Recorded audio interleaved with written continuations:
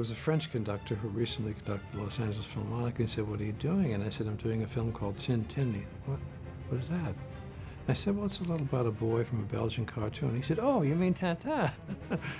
So everything is in a vowel sound in the end, getting that right.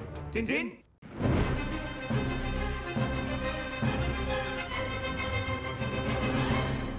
Tintin is a first for me. I never did anything to do with a cartoon or an animation, which I've actually always wanted to do.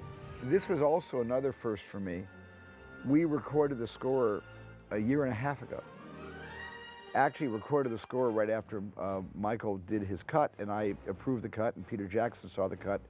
I brought the film to John Williams, who started writing the music and was scoring the film 4 months later. The process of making those films is something quite different. We recorded some of the music early on when the graphics were just beginning to be drawn, and what I actually hoped to try to do was in some of the action sequences to create maybe what is an old Disney technique of doing the music first and then have the animators animate to the silhouette of what the music is doing based on suggestions from a script.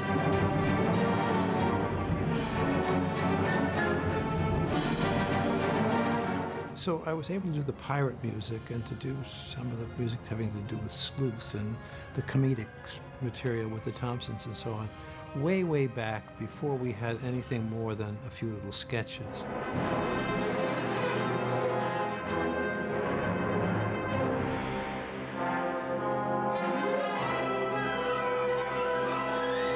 For whatever unconscious or intuitive reasons, I chose to feature a euphonium, which people maybe not know, but it's a kind of a very small tuba, accompanied by accordion for the Thompsons theme.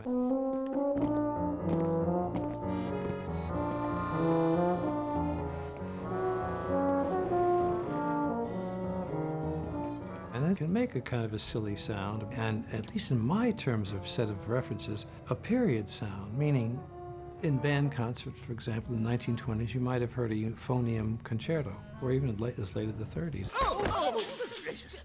Mr. Selby! Dear, dear, dear. Okay? Oh, Bella. Are you all right? Are you all right, sir? So the score was put together in a somewhat different way. Some of the earliest scenes that I did with a very small orchestra because we did have the opening credits.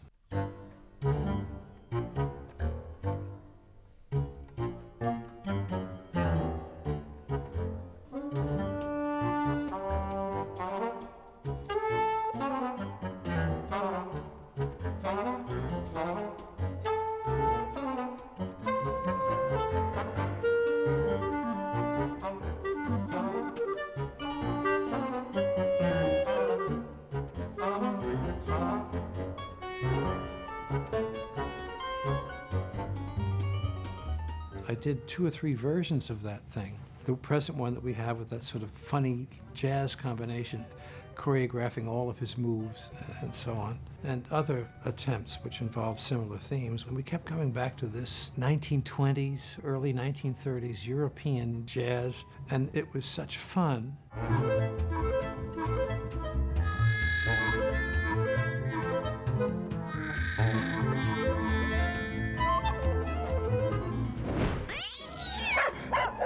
No, Snowy! Well, Snowy's music is a quick dance, I guess you can say. And Snowy is a very contributive character in the piece. He can even steal some scenes if you're not very careful about it, or if you deliberately do it, he will do it very successfully. For me, he always provided a lightness and a tempo and a quickness. Chasing the cat, over the fire engine, finding his way to Carol Boujan, all of this.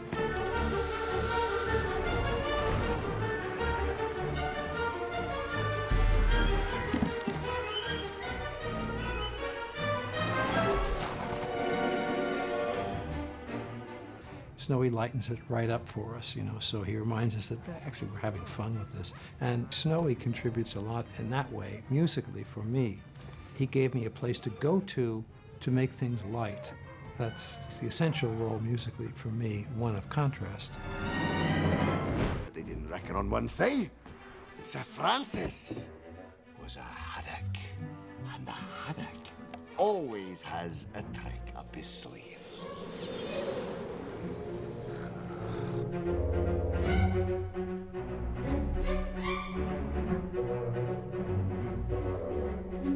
Well, this transgenerational experience that Haddock has is probably something we'd all like to have. We could remember what our grandfathers were doing on a certain day in June and actually feel it in the genetic swirl of things. But it was certainly fun to try to link the present Haddock with Sir Francis. Cutting back and forth is something we can actually do musically. I mean, you can hear Haddock's theme, you can hear Sir Francis's material, and actually mix them up and maybe suggest in Haddock's mind, or when he's on the screen, another suggestion of what Sir Francis was and what his energies were and so on. It can be a nice opportunity for music to transpose itself from one time frame to another time frame.